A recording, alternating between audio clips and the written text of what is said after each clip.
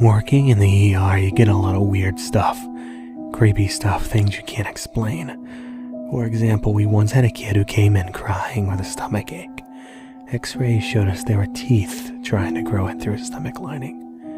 There was another guy, some middle-aged man with intestines full of blood. Only it wasn't his. Yet the test results didn't match it to anything else. We even had recently delivered a baby come in with a laceration going the length of her body. She passed soon after. The experts said it was a scythe wound, but what could have injured an unborn baby?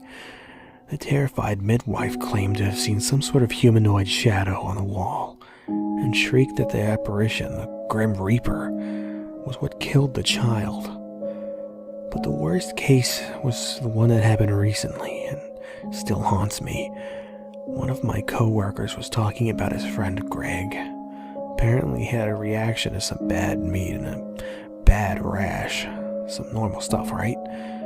But a few days later he was perfectly fine, just a slight itch here and there. He came drinking with us once. The strangest thing was that he kept looking at his arm. When asked, he said something about a feeling, the darndest sensation there.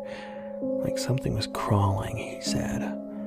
But there was nothing, not the slightest bump or irregularity.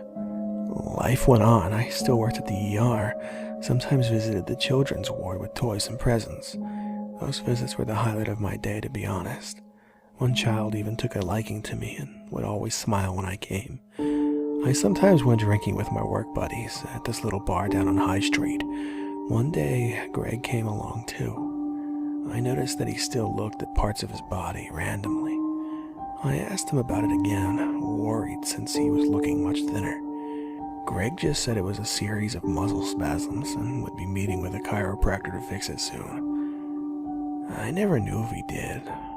I went with his friend to the funeral. I didn't understand. He seemed perfectly healthy, if a little thin.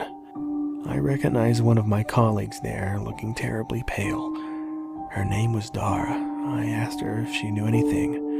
Why would Greg just die? She said that he came into the hospital a few days after our chat at the bar. He seemed twitchy and kept scratching at himself.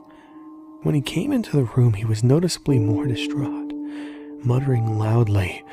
When touched, he started gibbering, yelling like a fiend, and then he just collapsed, dead.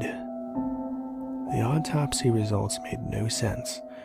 He was hollowed out like something ate him from the inside. Most of his major organs were missing pieces, with little tunnels in his flesh. There was an unidentified egg sac in his skull.